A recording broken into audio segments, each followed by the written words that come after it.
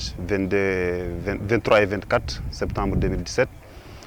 Nous gérions la pharmacie, c'est-à-dire les médicaments.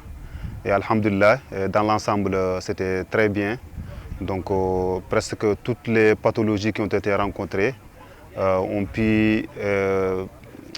a pu avoir le traitement adéquat qu'il faut. Bien sûr, comme c'est fréquent, dans une caravane, il peut y avoir des petits manquements, mais qui n'importent rien par rapport à la qualité de la caravane.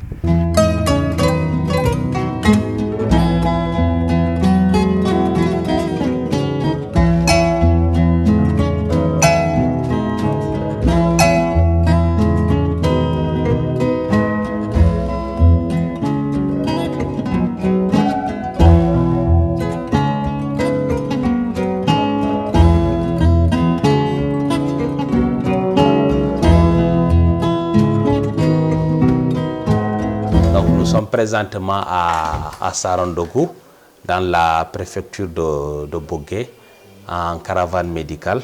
Vous savez très bien que ces temps-ci-là, nos frères et amis de Sarandogo ont subi une épreuve qui est ce vent qui est passé dans la région qui a fait beaucoup de dégâts.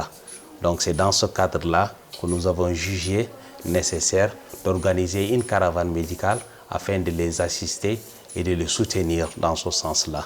Dieu merci, nous avons vu pratiquement toutes les pathologies, d'accord, à commencer par, bien sûr, tout ce qui est l'obstétrique, les femmes enceintes, d'accord, et vraiment je tiens à remercier tous ceux qui ont soutenu cette initiative, à savoir Kinross, Tazias et autres. Voilà, donc là, ce que vous avez devant moi, c'est une échographie. Une échographie, un appareil très important qui est l'échographie, qui, je pense, pour la première fois ici à Sarandogo, nous avons cet appareil qui nous permet justement de perfectionner ou d'améliorer la qualité de nos prestations.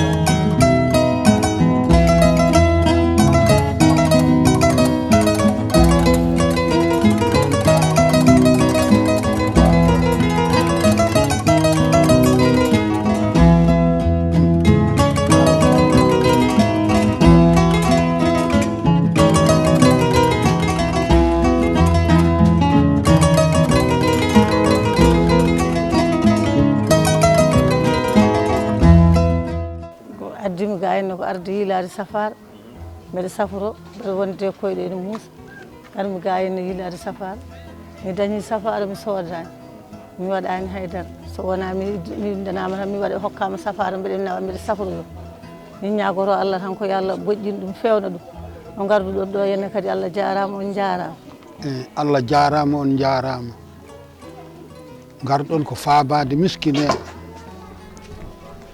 hade garɗon ko faabade miskineɓe noon kala ñawɗo ara holla on rafi mum so holli on rafi mum ballon ɗum e rafi he cafron ɗum e rafi he sone tagana Allah rokka ɗum hen cellal ɗum noon min mbawi wiide tan ko Allah jarama on jarama yo Allah ɓoynu mon e gueece julɓe.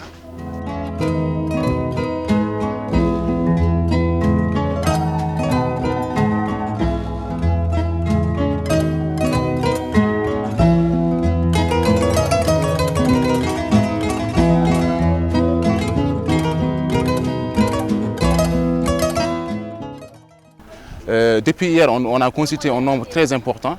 Je pense que l'effectif quand même était énorme. Je pense qu'on a constitué donc, un nombre de 1000 et quelques cas.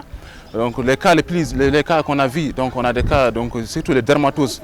On a vu beaucoup de cas de dermatose, aussi des bronchopneumopathie, essentiellement aussi, comment dirais-je, donc il y a aussi certaines personnes qui viennent dans des localités qui sont loin, particulièrement à 5 km. Aussi donc ça, donc c'est particulièrement nous sommes particulièrement dans des zones donc qui sont les zones qui sont touchées récemment par la pluie, donc la pluie. Essentiellement donc ça, ce sont des gens qui sont là qui attendent des consultations.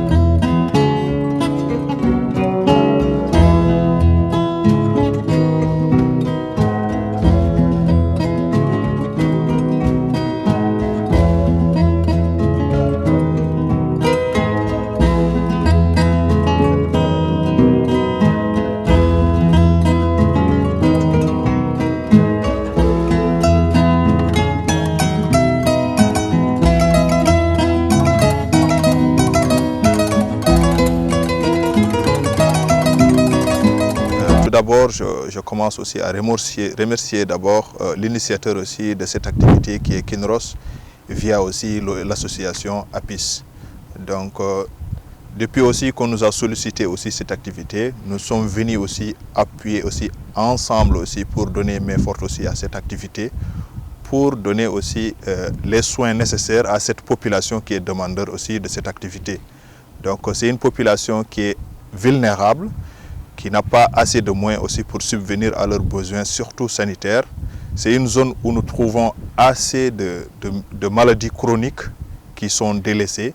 Donc actuellement, à travers cette activité, nous pouvons dire que nous avons réussi à aider beaucoup de patients qui souffraient de maladies chroniques, dans l'hypertension artérielle, le diabète, et surtout aussi des enfants moins de 5 ans aussi qui ont reçu aussi des médicaments aussi nécessaires aussi pour leur pathologie.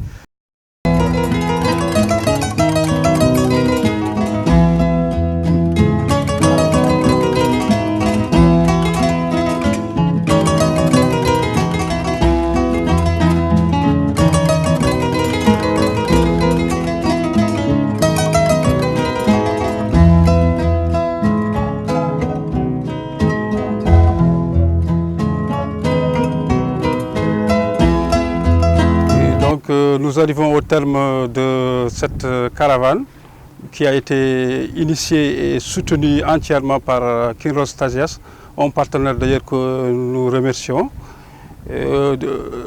pour venir aider et un peu encourager un peu les populations qui sont victimes de ces dernières intempéries que nous déplorons, qui a fait malheureusement beaucoup de victimes.